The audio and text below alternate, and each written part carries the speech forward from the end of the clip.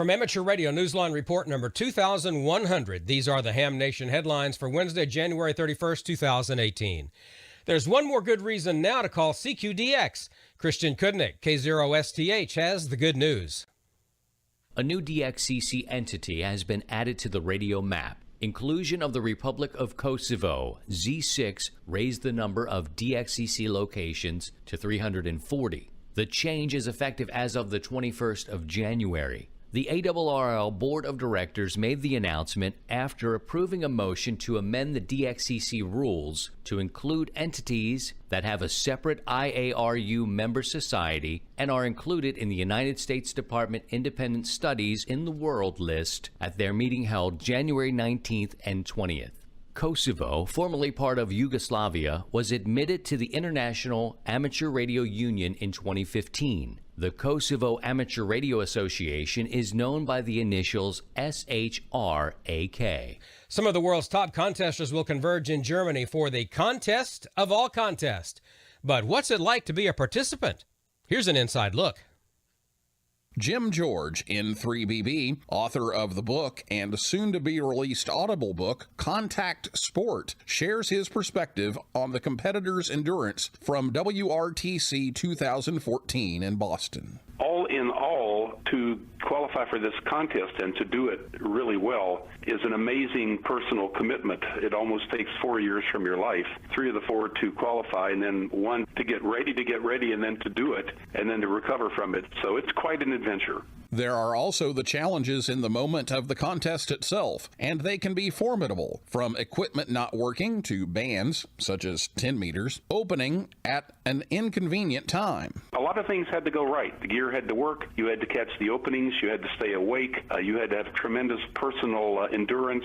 Wow, all in all, that's the pinnacle. Yes, there are some physical considerations too. Hams are, after all, only human. Believe me, to keep concentration for 24 hours with the thing running at, 200 contacts an hour for the most part is really tough for both operators. In New England, very few teams even went to the bathroom. This is a straight-through thing. It was complicated or assisted by the fact that the weather was very hot. So people were drinking a lot, but they were sweating a lot.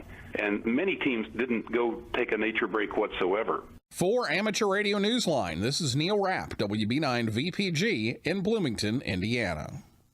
In Aiken, South Carolina, things just keep getting better for one middle school ham club. As the FCC roster of licensees keeps growing, so does the club's membership.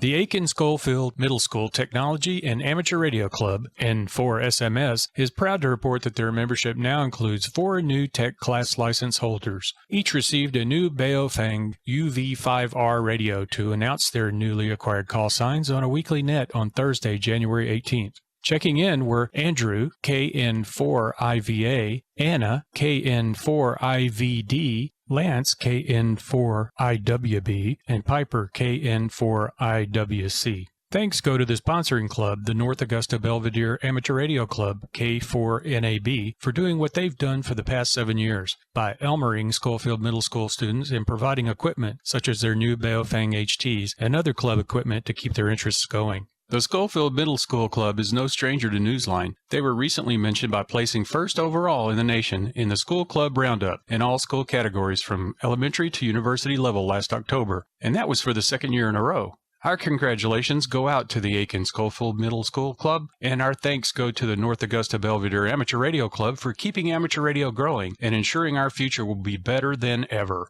For Amateur Radio Newsline in Aiken, South Carolina, I'm Kevin Trotman, N5PRE.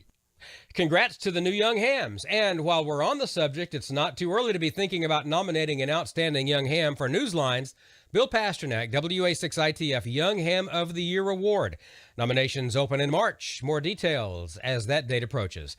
And for the rest of this week's Amateur Radio News, please listen to the full Amateur Radio Newsline report online on a repeater near you or on shortwave radio station WTWW at 9930 and 5085 kilohertz.